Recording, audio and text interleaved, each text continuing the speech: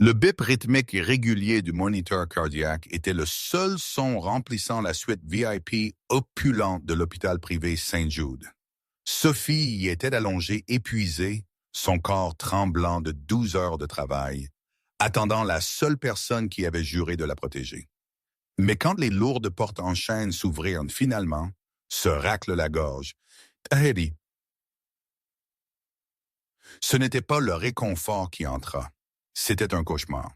Son mari Preston ne vint pas seul. Il entra avec son bras autour de son assistante, Lydia, dont les yeux froids brillaient de malice. Sophie essaya de crier alors que Lydia tendait la main non pas pour un chiffon réconfortant, mais pour la valve à oxygène qui maintenait Sophie et son bébé stable. Il pensait qu'elle était faible. Il pensait que son père était juste un homme âgé sénile, pauvre vieil homme qui ne pouvait pas nuire à voler. Ils avaient tort à mort. Ils venaient de déclarer la guerre à l'homme le plus dangereux qu'ils rencontreraient jamais. La douleur venait par vagues comme une marée menaçant de tirer Sophie sous. Elle agrippa la froide rampe métallique du lit d'hôpital, ses phalanges devenant blanches. Elle était seule.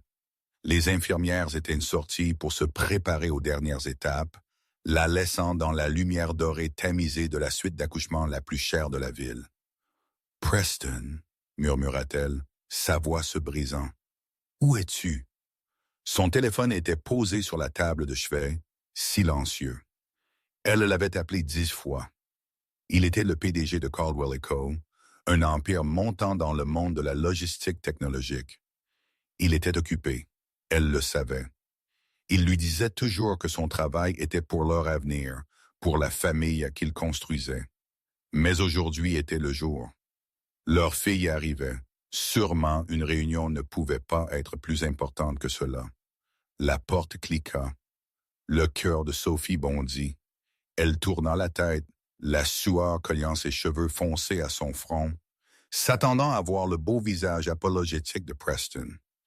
Elle s'attendait à ce qu'il se précipite à son côté, lui embrasse la main et lui dise qu'il l'aimait. Preston entra bien, mais il ne se précipitait pas et il n'était pas désolé. Il entra dans la pièce portant un costume bleu marine sur mesure, comme s'il venait de sortir d'une victoire en salle de conférence. Mais ce qui glaça le sang dans les veines de Sophie fut la femme marchant à côté de lui. Lydia était l'assistante exécutive de Preston.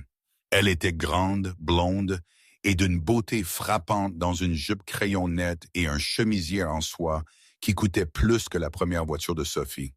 Sophie avait toujours essayé d'être gentille avec Lydia.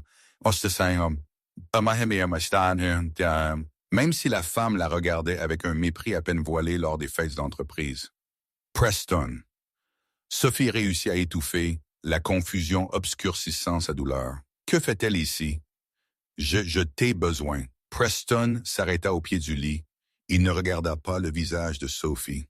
Il regarda le moniteur affichant le rythme cardiaque du bébé.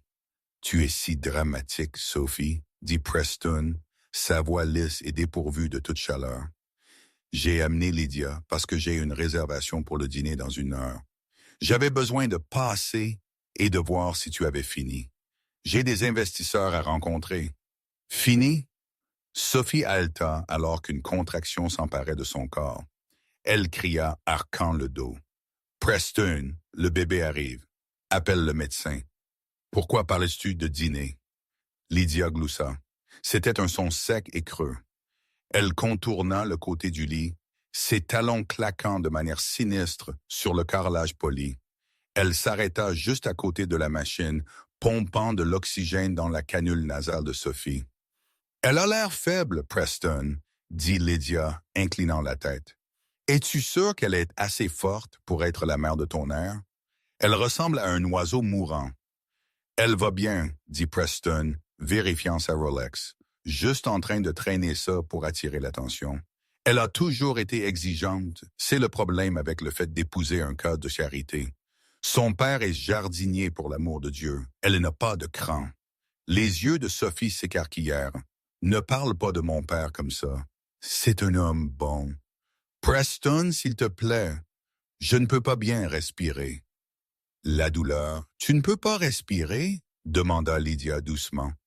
Elle tendit une main manucurée et la posa sur la valve de débit du réservoir d'oxygène. « Tu sais, Preston, si quelque chose arrivait, les complications sont courantes lors de l'accouchement, n'est-ce pas? Surtout avec les femmes de constitution plus faible. » Preston regarda Lydia, puis Sophie.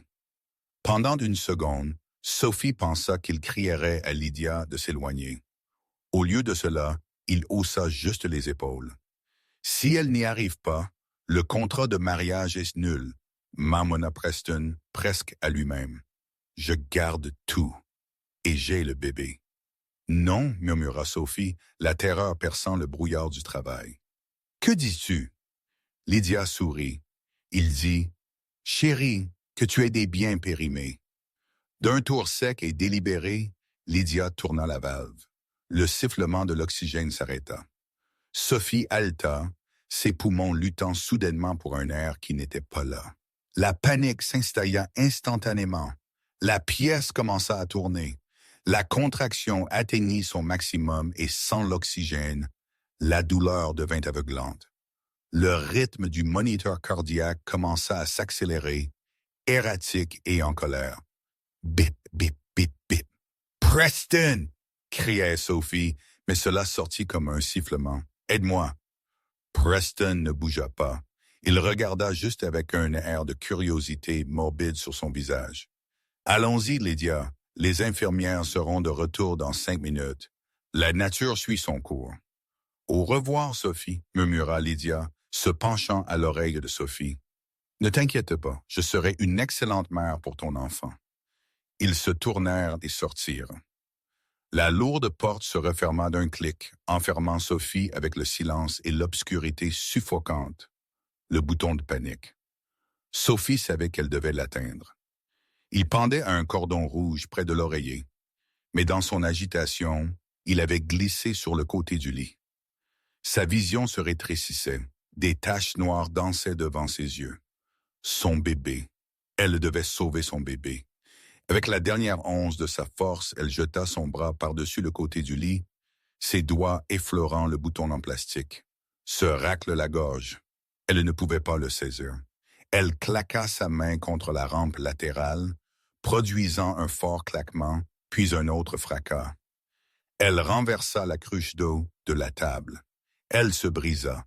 Quelques instants plus tard, ou peut-être des heures, le temps fondait. La porte s'ouvrit en grand. Madame Caldwell, c'était l'infirmière Jenny. Elle se précipita au chevet, ses yeux s'écarquillant quand elle vit la valve d'oxygène tourner sur arrêt et les lèvres bleues de Sophie. Code bleu. J'ai besoin d'aide en 402. Faites venir le médecin traitant maintenant. La pièce fut inondée de gens. Blouse blanche, voix urgente, le déchirement du velcro, le picotement aigu des aiguilles. Sophie se sentit s'éloigner. La dernière chose qu'elle vit fut les dalles du plafond se brouillant en un abîme blanc. « Je suis désolée, papa, » pensa-t-elle. « J'ai choisi le mauvais homme. » 2 heures plus tard, la salle d'attente de St. Jude était silencieuse. C'était une salle d'attente VIP remplie de fauteuils en cuir, de machines à expresso fraîches et d'art abstrait. Assis dans le coin, serrant d'une casquette de vendeur de journaux usés, se trouvait un vieil homme. Se racle la gorge. Il portait une chemise en flanelle délavée, un pantalon rapiécé aux genoux et de lourdes bottes de travail qui avaient vu des décennies debout. Ses mains étaient calleuses et rugueuses, les mains d'un homme qui travaillait la terre. C'était Winston, le père de Sophie. Il resta parfaitement immobile, fixant le sol. Les doubles portes s'ouvrirent. Le docteur Harris, chef obstétricien, sortit. Il avait l'air fatigué. Winston se leva immédiatement. Il ne se précipita pas, mais sa présence remplit la pièce malgré ses vêtements en lambeaux. « Ma fille ?» demanda-t-il. Sa voix était rauque et épaisse. Le docteur Harris soupira, ajustant ses lunettes. Il regarda Winston avec un soupçon de pitié. Il savait qui était le mari, Preston Caldwell, le magnat de la technologie milliardaire, et il supposa que ce vieil homme n'était que le pauvre beau-père qui avait eu de la chance de tomber dans une famille riche. « Monsieur Mercer, n'est-ce pas? » demanda le Dr. Harris. « Oui, comment va Sophie? »« Elle est stable, » dit le médecin, choisissant ses mots avec soin. Mais ce fut de justesse. Il y a eu un incident avec son approvisionnement en oxygène. Elle a souffert d'une hypoxie sévère. Elle est actuellement dans un coma médicalement provoqué pour permettre à son cerveau de guérir. Nous avons accouché le bébé par césarienne d'urgence. Une fille. Les yeux de Winston, habituellement chauds et ridés de pattes d'oie, devinrent froids. Approvisionnement en oxygène. L'équipement était-il défectueux? Le Dr. Harris hésita. Il avait reçu la visite de Preston Caldwell 10 minutes auparavant. Un don substantiel à l'aile de l'hôpital avait été mentionné, un rappel de qui payait les factures. Un dysfonctionnement de l'équipement, mentit Dr. Harris, regardant son presse-papier. Cela arrive. Nous enquêtons. Mais franchement, Monsieur Mercer, la constitution de votre fille était faible. Le stress du travail. Où est son mari? Winston le coupa. Monsieur Caldwell était bouleversé. Le médecin mentit à nouveau. Se racle la gorge. Il a dû partir pour gérer des affaires urgentes afin de payer ses traitements. Il a laissé des instructions selon lesquelles vous ne devez pas déranger le bébé à l'unité de soins intensifs néonatales. Winston ne cria pas. Il ne pleura pas. Il remit lentement sa casquette sur sa tête. « Je vois, » dit Winston. « Puis-je voir ma fille? » « Brièvement. »« Elle ne vous entendra pas. » Winston dépassa le médecin, ses lourdes bottes claquant doucement sur le tapis. Il entra dans la salle de réanimation où Sophie était allongée, reliée à une douzaine de machines. Elle avait l'air si petite. Winston s'approcha d'elle et prit sa main molle dans sa paume rugueuse et cicatrisée. « Je t'avais dit que c'était un serpent. »« Sophie, » murmura Winston, sa voix tremblant pour la première fois. « Mais je t'ai laissé l'épouser parce que tu l'aimais. J'ai reculé. J'ai joué le pauvre jardinier parce que tu voulais une vie normale. Tu ne voulais pas de mon ombre sur toi. » Il se pencha et l'embrassa sur le front. « Mais l'ombre revient maintenant. » Winston sortit un téléphone à clapette d'apparence bon marché de sa poche. C'était un ancien modèle collé avec du ruban adhésif à la charnière. Pour quiconque regardait, il ressemblait à un déchet. Il composa un numéro. « Oui, » répondit une voix à l'autre bout. « Netteté, efficacité britannique. »« C'est moi, » dit Winston. Le tremblement avait disparu de sa voix. Il fut remplacé par un ton de commandement qui pouvait raser des bâtiments. « Activez le protocole fantôme, monsieur. » La voix au téléphone sembla choquée. « Nous n'avons pas utilisé cela depuis les guerres de fusion de 98. Êtes-vous sûr? Cela signifie la terre brûlée totale. Ma fille est dans le coma. Ils ont coupé son oxygène, dit Winston, ses yeux fixés sur le visage pâle de Sophie. Je veux que Preston Caldwell soit détruit, pas seulement ruiné. Je veux qu'il soit effacé. Je veux qu'il perde son entreprise, sa réputation, sa maîtresse et sa liberté. Se racle la gorge. Et je veux que cela arrive lentement. Comprise, monsieur. Quel est votre premier ordre? Winston regarda son reflet dans la fenêtre de l'hôpital. Il ne ressemblait plus à un jardinier. Par l'hôpital, dit Winston. En ce moment, je veux posséder le terrain sur lequel il se tient quand il reviendra. Considérez cela comme fait, monsieur Mercer. Winston raccrocha le téléphone. Il s'assit sur la chaise à côté du lit de Sophie et attendit. Le jardinier était parti. Le tactant était de retour. Le bouchon de champagne sauta avec un son festif dans le penthouse en hauteur surplombant l'horizon de la ville. Preston Caldwell rit, rejetant sa tête en arrière alors qu'il attrapait le liquide mousseux dans une flûte en cristal. Lydia était drapée sur le canapé en velours, faisant défiler son téléphone, un sourire satisfait sur ses lèvres rouges. « À la liberté », trinqua Preston, levant son verre. « À l'avenir », corrigea Lydia, faisant teinter son verre contre le sien. « Alors, le vieil homme a-t-il mordu à l'hameçon? » L'histoire du dysfonctionnement de l'équipement. Preston ricana, prenant une gorgée. Winston, s'il vous plaît. L'homme sait la peine quel jour on est. Il est probablement en train de pleurer dans son terreau en ce moment. Il est impuissant. Il n'a pas l'argent pour engager un avocat, encore moins pour me défier. Et la femme? Demanda Lydia en examinant nonchalamment ses ongles. Comment? Dit Preston, agitant la main d'un geste dédaigneux. Le docteur Harris a dit qu'elle pourrait ne pas se réveiller, et si elle le fait, elle aura probablement des lésions cérébrales. Elle ne se souviendra de rien de la valve. Nous sommes tirés d'affaire. Et le meilleur, puisqu'elle est incapable, j'ai la procuration. Je contrôle ses actifs, qui ne sont rien. Mais plus important encore, j'ai la garde complète de l'enfant. Oh, l'enfant! Lydia fronça le nez. Faut-il le garder? Ce sera bruyant. Des nounous, dit Preston. Nous en embaucherons 3. Tu ne sauras même pas qu'il est là. Mais l'enfant est un accessoire, un père célibataire en deuil dévoué à sa fille. La presse va se régaler. Mes cours boursiers vont monter en flèche. Preston marcha jusqu'à la fenêtre, regardant les lumières de la ville. Il se sentait invincible. Il venait de se débarrasser d'une femme ennuyeuse, avait gardé sa fortune et était passé à une partenaire plus sexy et plus ambitieuse. « Au fait, dit Preston, se retournant vers Lydia, j'ai une réunion du conseil d'administration demain. Nous allons enfin conclure l'accord avec le groupe Omega. Une fois signé, je serai officiellement milliardaire. » Si sexy, ronronna Lydia. Juste à ce moment, le téléphone de Preston vibra. C'était un numéro inconnu. « Qui est-ce » Il répondit, agacé. « Monsieur Caldwell. » Une voix administrative calme parla. « C'est l'administration de l'hôpital St. Jude. J'ai déjà parlé à Harris. J'ai envoyé le chèque. Que voulez-vous? Il y a eu un changement de direction, Monsieur Caldwell. L'hôpital a été acquis par une société de portefeuille privée il y a 10 minutes. » Preston fronça les sourcils. « Et alors? Cela ne me concerne pas. » Si, en fait.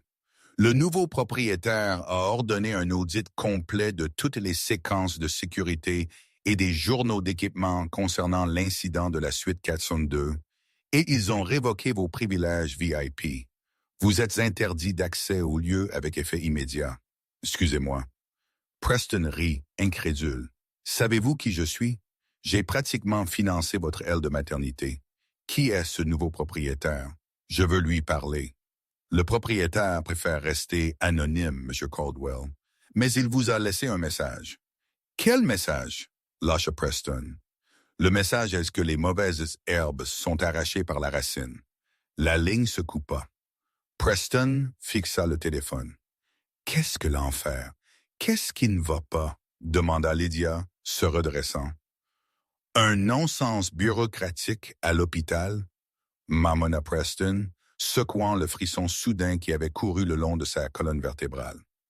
Quelqu'un a acheté l'endroit, probablement une société de capital investissement essayant de se montrer. Les mauvaises herbes sont arrachées par la racine. Cela ressemble à une connerie de fortune cookie. Il versa un autre verre de champagne. Oublie ça. Demain, c'est l'affaire Omega. Après ça, j'achèterai moi-même ce putain d'hôpital et je virerai tout le monde. Peu savait Preston, le groupe Omega était une société écran et l'homme assis à la tête de la table pour le groupe Omega n'était pas un étranger. C'était le jardinier. La salle de conférence de Caldwell & Co. était une forteresse de verre et d'acier suspendue à 50 étages au-dessus de la ville. Elle sentait l'expresso, le cuir cher et la peur. Preston se tenait à la tête de la longue table en acajou, un pointeur laser à la main. Derrière lui, un écran de projection affichait un graphique avec une ligne montant en flèche comme une fusée. « Messieurs, » dit Preston, sa voix résonnant de confiance. Et mesdames, il hocha la tête vers Lydia qui était assise à sa droite, griffonnant des notes sur un iPad, ayant tout l'air de l'assistante exécutive dévouée, tout en lui lançant des regards coquins secrets. « Aujourd'hui marque le début d'une nouvelle ère, » continua Preston. Le groupe Omega a accepté un apport de 200 millions de dollars. Ce capital non seulement sauvera notre division logistique, mais écrasera nos concurrents. Nous avons signé les documents à 10 heures du matin. Il vérifia sa Rolex. Il était 9h58 du matin. Les membres du conseil d'administration, un groupe d'hommes et de femmes aux cheveux gris en costume sombre, hochèrent la tête d'un air approbateur. Ils s'étaient inquiétés des récents problèmes de trésorerie de l'entreprise, des problèmes que Preston avait soigneusement cachés avec une comptabilité créative. Mais cet accord arrangerait tout. « Qui est le représentant d'Omega ?» demanda M. Henderson, le directeur financier. « Un homme nerveux avec une mèche. Nous avons traité entièrement par des intermédiaires. C'est inhabituel. Est-ce important? » Preston ricana. « L'argent, c'est l'argent, Henderson. Ils envoient probablement un avocat en costume bon marché pour signer la ligne pointillée. À exactement 10 heures du matin, les lourdes doubles portes à l'extrémité de la pièce ne s'ouvrirent pas seulement. Elles furent poussées en grand par 2 hommes massifs en costume noir. Ce n'était pas la sécurité du bâtiment. Ils ressemblaient à des contractuels militaires privés. Preston fronça les sourcils. « Qu'est-ce que c'est? Qui êtes-vous? » Le garde s'écarta. Un homme entra. Le silence dans la pièce était absolu. C'était Winston. Mais ce n'était pas le Winston que Preston connaissait. Disparu le pantalon rapiécé, la chemise en flanelle et les bottes tachées de terre. Disparut la posture voûtée de l'humble jardinier qui apportait des légumes à la porte arrière de Preston le dimanche. C. Winston se tenait à 1,88 m, le dos droit comme un nid. Il portait un costume 3 pièces anthracite qui murmurait la confection de Savile Row. Le genre de costume qui coûtait plus que ce que la plupart des gens gagnaient en un an. Une montre en platine brillait à son poignet et ses cheveux argentés étaient peignés en arrière, révélant un visage qui semblait sculpté dans le granit. Il ne ressemblait pas à un jardinier. Il ressemblait à un empereur. Derrière lui traînait un cortège de 6 avocats, tous portant des mallettes. Preston cligna des yeux, son cerveau luttant pour traiter l'image. Il laissa échapper un rire confus et nerveux. « Winston ?» demanda Preston, laissant tomber son pointeur laser sur la table. « Qu'est-ce que l'enfer faites-vous ici? Vous vous êtes perdu en cherchant l'ascenseur de service? » Lydia leva les yeux, ses yeux s'écarquillant. « C'est le père? Pourquoi est-il habillé comme ça? » Winston ne répondit pas. Il ne regarda même pas Preston. Il marcha calmement vers la tête de la table. Les membres du conseil, sentant le changement de pression atmosphérique, reculèrent instinctivement leurs chaises. « Sécurité !» cria Preston, son visage grimaçant. « Faites sortir cet homme d'ici. Il est un intrus. C'est ton beau-père. Il est sénile et accablé de chagrin. » L'un des gardes de sécurité du hall apparut dans l'embrasure de la porte, l'air essoufflé. « Monsieur Caldwell, j'ai essayé de les arrêter, mais quoi? » cria Preston. « Mais ils possèdent le bâtiment, monsieur, » balbutia le garde. La pièce devint silencieuse. Preston se figea. « Excusez-moi ?» Winston s'arrêta finalement. Il se tenait à l'extrémité opposée de la table, faisant face directement à Preston. Il posa ses mains sur la surface en acajou et se pencha en avant. La chaleur avait disparu de ses yeux, remplacée par un regard bleu glacial qui terrifiait M. Henderson. « Je ne possède pas le bâtiment Preston, » dit Winston.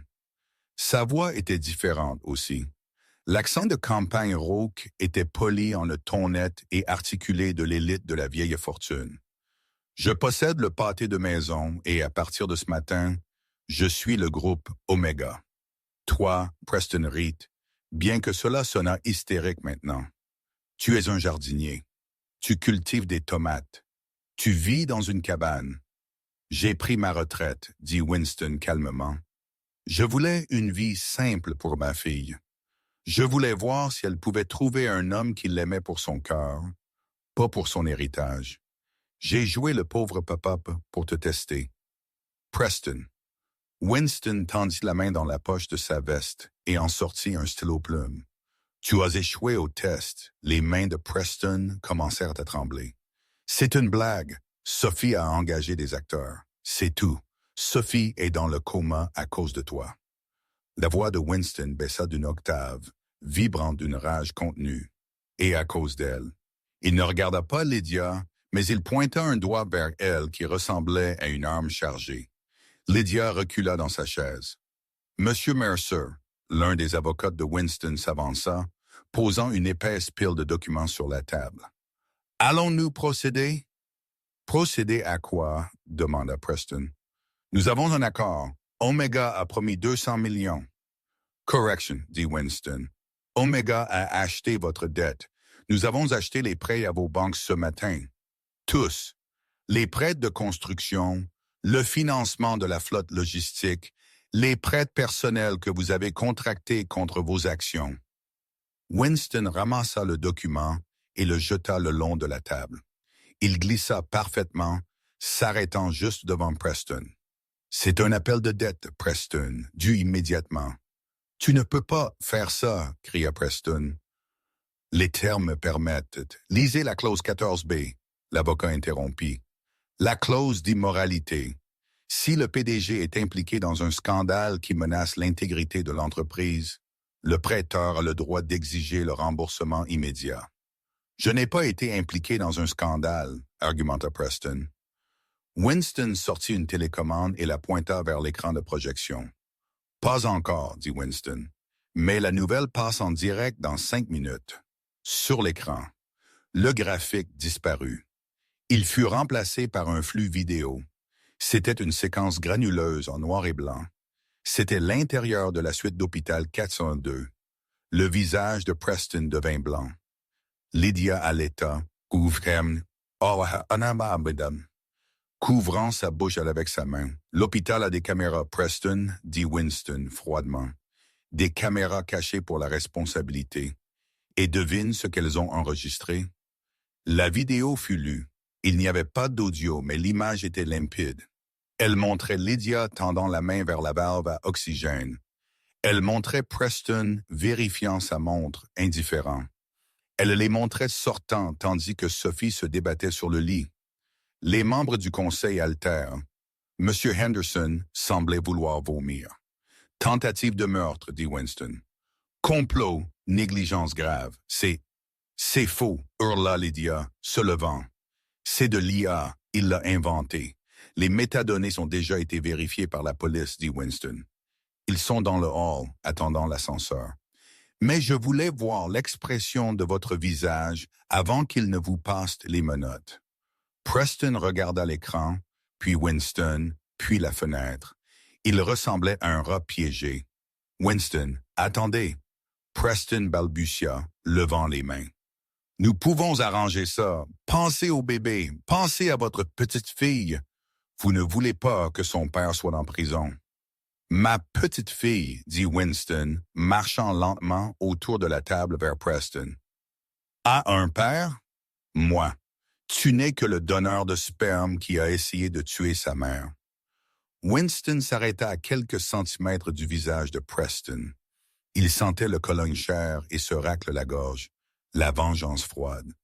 Je prends l'entreprise, Preston. L'appel de dette la mettra en faillite. J'achèterai les restes pour une bouchée de pain.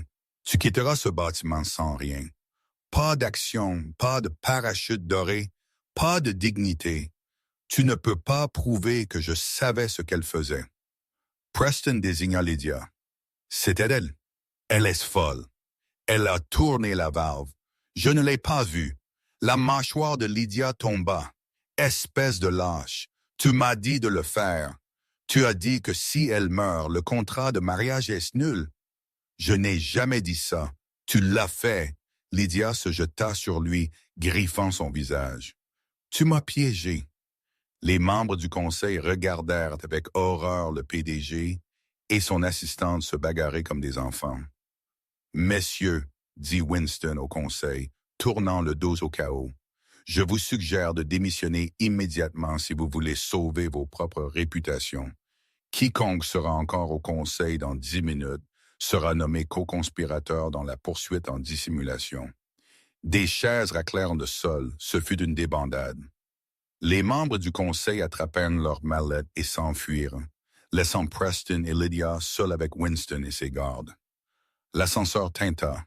2 policiers entrèrent, suivis d'un détective. Preston Caldwell, Lydia Vance, demanda le détective. Preston redressa sa cravate, son visage égratigné et saignant par les ongles de Lydia. « Officier, grâce à Dieu, cet homme me harcèle. Il est en infraction. » Le détective l'ignora. Il regarda Winston et hocha la tête respectueusement. « Monsieur Mercer, nous avons le mandat. » « Prenez-les, dit Winston, se détournant pour regarder par la fenêtre la ville qu'il possédait pratiquement. « Vous faites une erreur, cria Preston, alors que l'officier le plaquait contre la table et lui menottait les mains derrière le dos. « Je suis un PDG. Je suis un milliardaire. »« Tu es ruiné, Preston, » dit Winston sans se retourner. « Vérifie ton téléphone. » Preston ne pouvait pas vérifier son téléphone. Ses mains étaient menottées, mais il entendit les notifications Tinter sans cesse dans sa poche. Ping, ping, ping, alerté de chutes d'actions, d'appels de marge, d'actifs gelés alors qu'il traînait Preston et une Lydia hurlante hors de la pièce. Preston regarda le vieil homme debout près de la fenêtre. « Qui êtes-vous vraiment? » cria Preston, le désespoir brisant sa voix. Winston tourna légèrement la tête, juste assez pour que Preston voie le sourire froid. « Je suis le jardinier, dit Winston, et je viens de sortir les poubelles. » La chute de Preston Caldwell fut rapide et brutale. Ce fut le genre de scandale qui domina le cycle d'actualité pendant des semaines. La vidéo de la chambre d'hôpital fut divulguée mystérieusement à tous les grands médias. Le hashtag Justice pour Sophie fut un sujet tendance mondialement. Caldwell et Co. s'effondrèrent en 48 heures.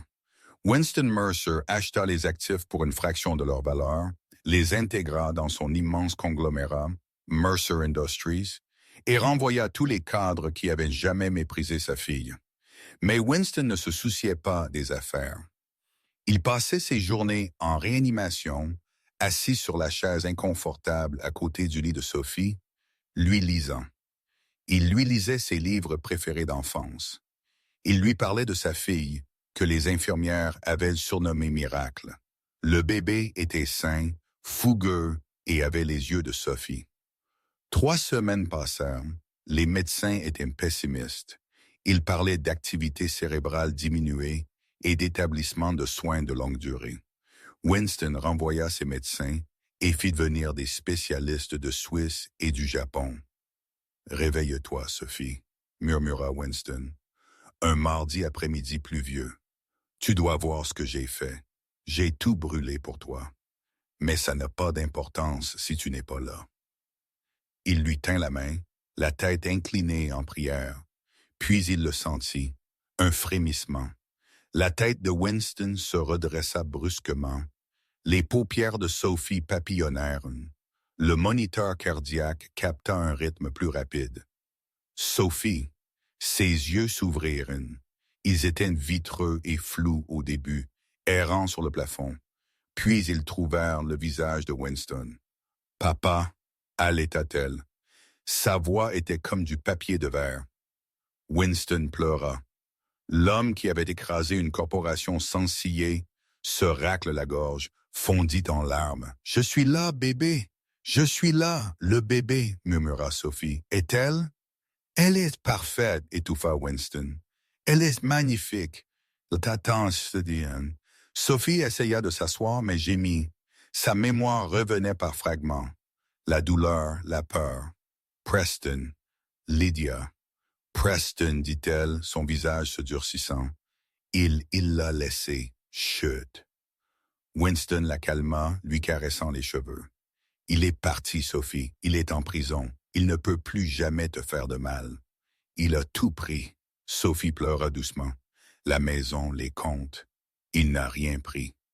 Winston sourit, un éclat malicieux revenant dans ses yeux. En fait, tu lui as tout pris. Tu possèdes son entreprise maintenant. Eh bien, nous le faisons. Sophie regarda son père, confuse. Nous, papa, nous ne pouvons pas nous permettre. Il y a quelque chose que je dois te dire, Sophie. Winston soupira, prenant sa main dans les siennes. Je n'ai pas été entièrement honnête avec toi au sujet de mon travail. Sophie cligna des yeux. Tu es jardinier. Je l'étais, dit Winston, il y a 40 ans. Puis j'ai créé une entreprise d'aménagement paysager, puis une société immobilière, puis, eh bien, les choses ont échappé à tout contrôle. Je vaux environ 40 milliards de dollars à peu près. Sophie le fixa. Le silence s'étira pendant une longue minute. Ton quoi? Je voulais que tu sois normal. Winston s'excusa. Je ne voulais pas que tu grandisses comme ces enfants riches gâtés qui ne font rien d'autre que du shopping et la fête. Je voulais que tu aies du caractère. Alors, je l'ai caché. Sophie commença à rire. Cela lui faisait mal à la poitrine. Mais elle ne pouvait pas s'arrêter. Des larmes coulaient sur son visage. Tu es un milliardaire et tu m'as laissé conduire cette Honda Civic rouillée pendant 5 ans. Cela a forgé le caractère, se défendit Winston, souriant. C'est pourquoi tu as acheté l'hôpital? Demanda Sophie, regardant autour de la suite rénovée, remarquant les orchidées fraîches et les draps en soie. J'aurais pu, admet Winston. Et le poste de police où Preston est détenu. J'ai fait un don pour s'assurer que l'air conditionné de sa cellule malfonctionne. Sophie lui serra la main. Merci, papa. Ne me remercie pas encore, dit Winston, son visage devenant sérieux. La guerre n'est pas finie. Preston est en liberté sous caution. Son avocat est un charlatan qui essaie de faire annuler la vidéo pour un vice de forme. Ils disent que c'était un enregistrement illégal. Les yeux de Sophie se rétrécirent. La peur avait disparu, remplacée par un feu froid qui correspondait à celui de son père. Il est dehors pour l'instant. Le procès est le mois prochain. Sophie essaya de se redresser à nouveau. Cette fois, elle ignora la douleur. « Apportez-moi un fauteuil roulant, » dit Sophie. « Sophie, tu as besoin de te reposer. »« Apportez-moi un fauteuil roulant, papa, » répéta-t-elle. « Et apportez-moi ma fille. Et ensuite, apportez-moi un avocat. Je ne vais pas te laisser mener toutes mes batailles. Je suis une Mercer, n'est-ce pas? » Winston rayonna de fierté. « Oui, oui, tu l'es. » Le jour du procès, les marches de la Cour suprême ressemblaient plus à un événement tapis rouge pour une première de film tordu qu'à une procédure judiciaire. Des fourgonnettes avec des antennes paraboliques bordaient les rues et des journalistes se bousculaient pour prendre position derrière les barricades. Le public avait été nourri d'un régime régulier de rumeurs pendant des semaines. La vidéo était-elle fausse? Le milliardaire était-il piégé? Le jardinier était-il vraiment un magnat secret? À l'intérieur du tribunal, c'était une cocotte minute. L'air conditionné bourdonnait, luttant pour rafraîchir la galerie bondée. Preston était assis à la table de la défense. Il semblait bien reposé, portant un costume gris clair conçu pour le rendre abordable, plus doux. À côté de lui était assis son avocat, Arthur Pike. Pike était connu dans les cercles juridiques sous le nom de Viper. Il coûtait 5 000 $ de l'heure et il n'avait jamais perdu une affaire très médiatisée. Sa stratégie était toujours la même, confondre, retarder et détruire le caractère de la victime. Au premier rang de la galerie était assis Winston Mercer. Il était assis seul, sa posture rigide. Il portait du noir, ressemblant à une faucheuse attendant de collecter une âme. Le siège à côté de lui était vide. « Tout le monde se lève », beugla l'huissier.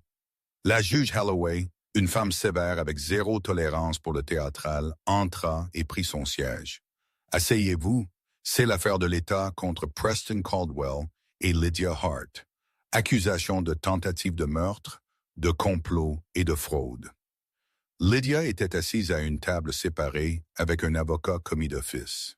Elle avait l'air hagarde, ses racines apparentes, dépouillée de ses vêtements de créateur et de son maquillage.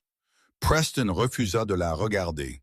Le procureur Miller, un jeune procureur vif, se leva. « Votre honneur, l'État prouvera que Preston Caldwell et sa maîtresse, Lydia Hart, ont conspiré pour assassiner Sophie Caldwell pendant son moment le plus vulnérable, l'accouchement. Nous avons des preuves vidéo. Nous avons un motif. Un contrat de mariage qui aurait transféré des millions à M. Caldwell à la mort de sa femme. Objection, Bastien, grogna Pike, se levant lentement. Il ne regarda pas la juge. Il sourit au jury. L'accusation s'appuie sur une vidéo sans audio, obtenue à partir d'une caméra cachée installée illégalement par un tiers, M. Mercer, qui avait un intérêt financier à détruire l'entreprise de mon client. Objection rejetée, dit la juge Holloway. La vidéo a été admise.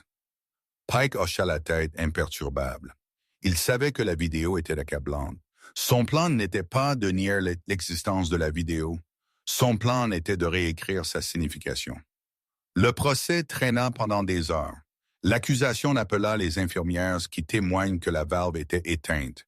Ils appelèrent le Dr. Harris, qui souhait abondamment et admit qu'il avait été poussé à mentir sur le dysfonctionnement de l'équipement, bien qu'il s'abstint d'impliquer directement Preston, craignant pour sa propre licence. Puis ce fut le tour de Pike. « Mesdames et messieurs du jury, commença Pike marchant devant eux. Vous avez vu une vidéo d'une main tournant une valve. Oui, Mademoiselle Hart a tourné la valve. Mais pourquoi? Il s'arrêta et désigna le siège vide à côté de Winston. Sophie Caldwell avait des antécédents d'instabilité. Pike mentit habilement. La dépression postpartum peut commencer même avant la naissance. Nous avons des témoignages affirmant que Sophie suppliait que la douleur cesse. Elle était hystérique. Monsieur Caldwell, sous le choc et le chagrin, essayait de gérer une situation chaotique. Il n'a pas ordonné de couper l'oxygène. Il était figé par la panique. « Mensonge !» cria Winston depuis la galerie. « À l'ordre !» La juge Holloway frappa son marteau. « Monsieur Mercer, une autre exclamation et vous serez expulsé. » Pike sourit. Il provoquait Winston. Il voulait que le jury voie un père en colère et vengeur. De plus, continua Pike sortant d'un document, nous avons une déclaration sous serment d'un psychologue suggérant que Mme Caldwell souffrait de délire. Mon client n'est pas d'un meurtrier. Il est une victime d'un tragique malentendu médical et d'un beau-père qui a utilisé cette tragédie pour exécuter une prise de contrôle hostile d'entreprise. Le jury se regarda. Pike était bon. Il semait le doute. Preston était-il juste un mauvais mari ou un meurtrier? Être un crétin n'est pas un crime, semblait dire leur visage. Soudain, les doubles portes à l'arrière du tribunal s'ouvrirent. Le murmure de la foule se transforma en un halètement. Un huissier poussa un fauteuil roulant dans l'allée centrale. Assise dedans était Sophie. Elle portait une simple robe blanche. Elle avait l'air pâle et il y avait un tube à oxygène toujours accroché sous son nez, connecté à un réservoir portable sur ses genoux. Mais ses yeux étaient clairs. Pike arrêta de marcher. Il ne s'attendait pas à elle. Le rapport médical disait qu'elle serait alitée pendant des mois. Winston se leva et marcha jusqu'à l'allée, prenant les poignées du fauteuil roulant à l'huissier. Il roula sa fille à travers le portail et la gara juste à côté de la table du procureur. Sophie regarda directement Preston. Pour la première fois de la journée, le masque confiant de Preston se fissura. Il se déplaça sur son siège, tirant sur son col. « Votre honneur, » dit la procureure Miller. « L'État appelle Sophie Caldwell à la barre. » Pike sauta. « Objection, le témoin est médicalement inapte. C'est un coup monté pour attirer la sympathie. »« Je peux parler, » dit Sophie. Sa voix était calme, mais elle porta jusqu'au fond de la pièce. « Et je veux témoigner. » La juge Holloway regarda Sophie, puis Pike. « Objection rejetée. Prenez la barre, Madame Caldwell. » Winston l'aida à s'installer dans le box des témoins. L'examen fut brutal. Pike l'attaqua immédiatement lors du contre-interrogatoire. « Madame Caldwell, » dit Pike, s'appuyant sur la balustrade, « est-il vrai que vous avez dit à votre mari que vous n'en pouviez plus pendant le travail? »« J'avais mal, » dit Sophie. « J'ai demandé de l'aide. Je n'ai pas demandé à être étouffée. »« Mais vous étiez confuse, n'est-ce pas? Les médicaments, l'épuisement. Pouvez-vous être sûr à 100% que ce que vous pensez avoir vu n'était pas une hallucination induite par l'hypoxie? Je l'ai vu, dit Sophie, sa voix tremblant légèrement. Je l'ai vu regarder sa montre. Je l'ai vu sourire quand l'air s'est arrêté. Vous avez vu un sourire, ricana Pike. Ou avez-vous vu une grimace d'inquiétude? La mémoire est une chose délicate, Sophie.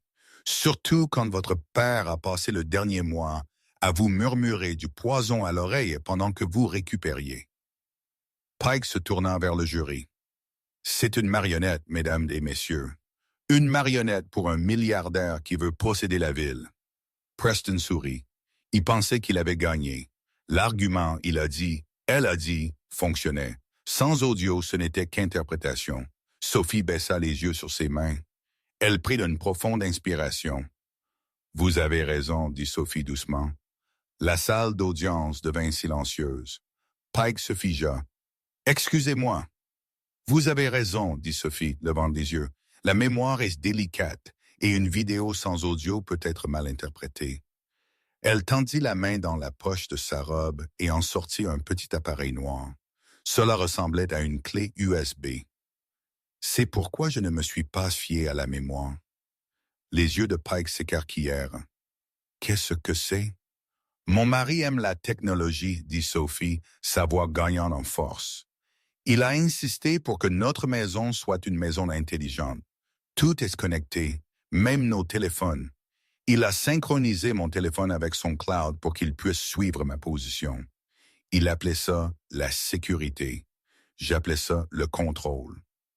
Sophie leva la clé USB. Mais il a oublié une chose. Quand il a synchronisé nos comptes, cela allait dans les deux sens. J'avais accès à ses mémos vocaux. Et Preston, il adore le son de sa propre voix. Il enregistre ses idées brillantes toute la journée. Sophie regarda la juge. Votre honneur, ceci est un mémo vocal enregistré sur le téléphone de Preston Caldwell à 9h15 du matin le jour de mon travail. Horodaté et géolocalisé dans le couloir de l'hôpital 5 minutes avant qu'il n'entre dans ma chambre. Objection, cria Pike. Preuve surprise inadmissible. Je viens de la trouver ce matin. Sophie se racle la gorge, dit calmement. Cela va au motif. La juge Holloway ajusta ses lunettes. Je l'autorise. Lisez-le. La procureure Miller prit la clé USB et la brancha dans le système audiovisuel du tribunal. Le grésillement siffla une seconde. Puis la voix de Preston remplit la pièce. Forte, claire, arrogante. Mémo à moi-même. Stratégie post-naissance. Si Sophie ne survit pas aux complications, contactez immédiatement les services juridiques pour activer la clause du contrat de mariage concernant le statut de veuf. Rétention totale des actifs. Dire à Lydia de se taire et de faire juste ce qui doit être fait. C'est un simple tour de valve. Personne ne regarde la fille du jardinier et ne voit une survivante. Assurez-vous de pleurer aux funérailles. Portez l'harmonie noire. L'enregistrement se coupa. Le silence dans la salle d'audience était plus lourd que du plomb. On pouvait entendre une mouche voler. Preston ne souriait plus. Son visage était gris. Il s'affaissa sur sa chaise, ressemblant à une marionnette dont les ficelles avaient été coupées. Pike ferma les yeux et s'assit, enfouissant son visage dans ses mains. Il savait que c'était fini. Lydia de sa table se mit soudain à rire. C'était un son maniaque, hystérique. « Je te l'ai dit », cria-t-elle à Preston. « Je t'ai dit qu'il enregistrait tout, espèce de narcissique. »« Monsieur Caldwell, » dit la juge Holloway, sa voix dégoulinante de dégoût. « Asseyez-vous. » Preston essaya de se lever. « C'est un deepfake. C'est de l'IA. Winston l'a fait. »« Asseyez-vous. » L'huissier aboya, le forçant à se rasseoir. Sophie regarda Preston depuis la barre. Elle n'avait plus l'air en colère. Elle avait l'air finie. « Vous avez sous-estimé le jardinier, » dit Sophie au microphone, « et vous avez sous-estimé l'affaire du jardinier. » Le silence dans la salle d'audience était suffocant. Ce n'était pas juste calme. C'était l'immobilité lourde et dense de 100 personnes retenant leur souffle à la fois. Le climatiseur bourdonnait d'un faible drone monotone, sonnant comme un compte à rebours. Preston Caldwell était assis à la table de la défense, ses mains serrées si fort que ses phalanges étaient blanches. Il fixa la boîte à bijoux, essayant d'établir un contact visuel, essayant d'utiliser le charme qui lui avait valu des millions dans la salle de conférence. Mais les 12 hommes et femmes refusèrent de le regarder. Ils fixaient leurs genoux, le sol ou la juge. C'est à ce moment-là que Preston sut. « Le jury a-t-il rendu son verdict? » demanda la juge Holloway, sa voix coupant la tension comme une lame. Le chef du jury, un instituteur d'âge moyen qui avait semblé terrifié tout au long du procès, se leva. Il tenait un morceau de papier qui tremblait légèrement dans sa main. « Nous l'avons, votre honneur. » Sophie était assise au premier rang, son fauteuil roulant disparu, remplacé par une simple chaise droite. Elle tenait la main de son père. La poigne de Winston était chaude, rugueuse et stable, une ancre dans la tempête. Dans l'affaire de l'État contre Preston Caldwell, commença le chef du jury, sa voix gagnant en force. Sur le chef d'accusation de tentative de meurtre au premier degré, nous trouvons le défendeur. Coupable. Preston tressaillit comme s'il avait été physiquement frappé. Un halètement parcourut la galerie, suivi d'un silence aigu. Sur le chef d'accusation de complot, en vue de commettre un meurtre, coupable. Sur le chef d'accusation de fraude à l'assurance, coupable. Le mot restant en suspens dans l'air, se répétant comme un battement de tambour du destin. Coupable, coupable, coupable. L'avocat cher de Preston, Arthur Pike, ferma les yeux et commença lentement à ranger sa mallette. Il n'offrit pas un geste de réconfort à son client.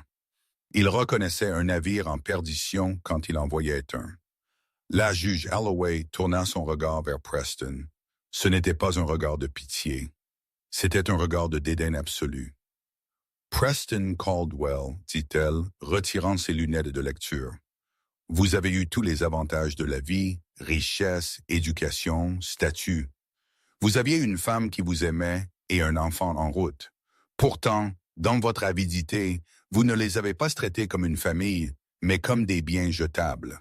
Vous avez considéré la vie humaine comme un poste budgétaire sur un grand livre. » Preston essaya de se lever, sa bouche s'ouvrant pour protester, pour offrir une dernière excuse, mais sa gorge était sèche. Aucun mot ne sortit. « Ce tribunal juge vos actions non seulement criminelles, mais moralement en faillite, » continua la juge Holloway. « Je vous condamne à 30 ans dans une prison fédérale de haute sécurité.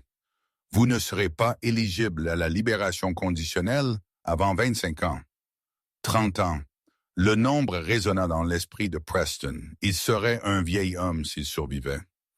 Et concernant mademoiselle Hart, dit la juge, jetant un coup d'œil à la femme en larmes à la table du co-défendeur, à la lumière de votre coopération et de votre témoignage concernant les stratagèmes financiers de M. Caldwell, votre peine est réduite à 15 ans.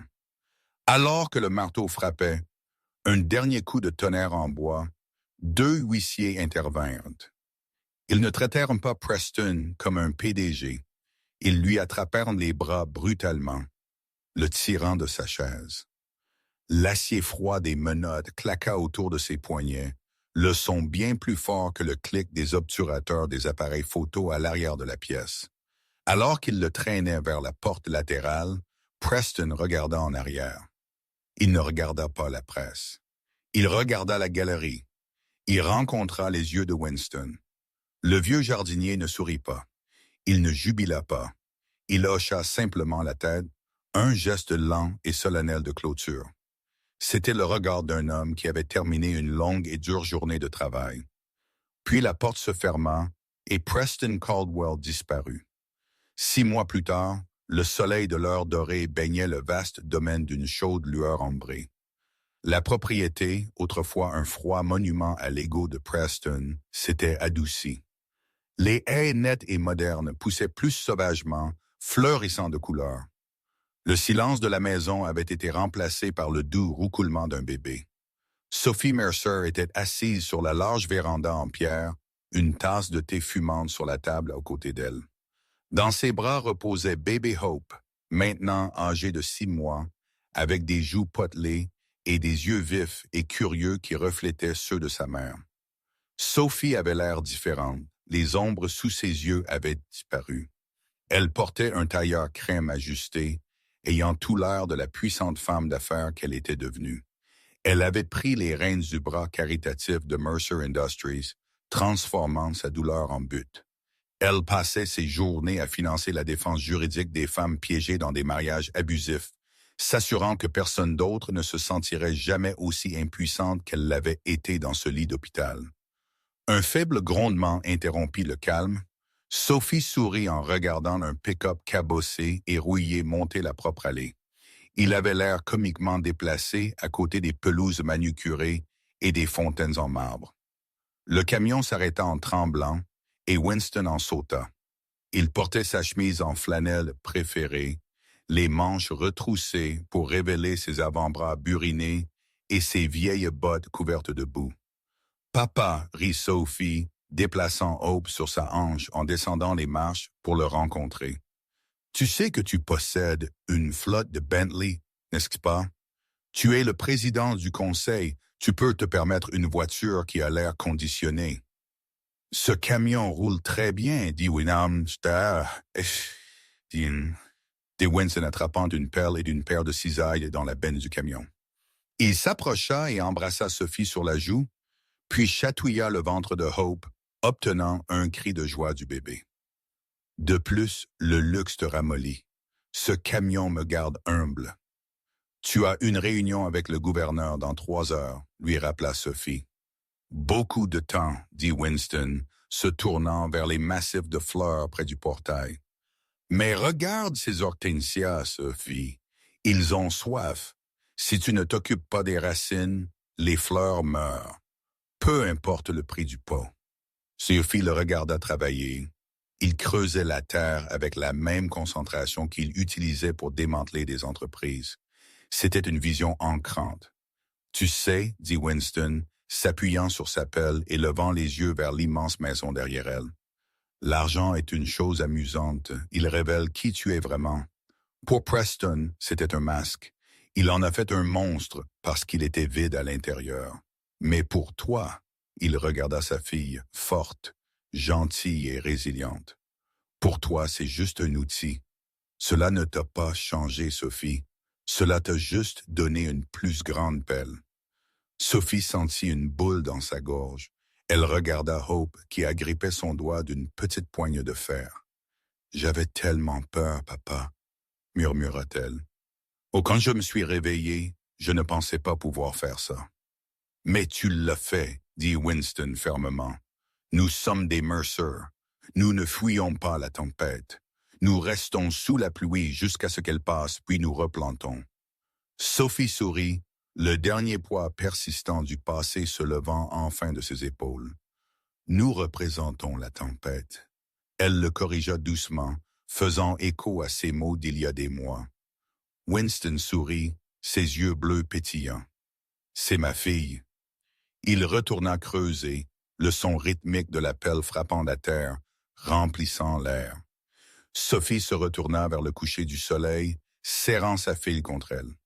Elle avait une entreprise à diriger, un enfant à élever et une vie à vivre. Et si quelqu'un prenait encore sa gentillesse pour de la faiblesse, se racle la gorge, il l'apprendrait à ses dépens. Ne vous mêlez jamais de la fleur où vous aurez les épines. Cette histoire nous rappelle que la vraie force n'est pas l'argent sur votre compte bancaire ou le costume sur votre dos. C'est l'intégrité dans votre cœur. Preston pensait qu'il était intouchable à cause de sa richesse, mais il a oublié que les plus hautes tours s'effondrent le plus fort. Sophie et Winston ont montré que la patience et l'amour sont les armes ultimes contre l'avidité. Si vous avez apprécié cette histoire de justice et de karma, veuillez cliquer sur le bouton « J'aime ». Cela aide vraiment la chaîne.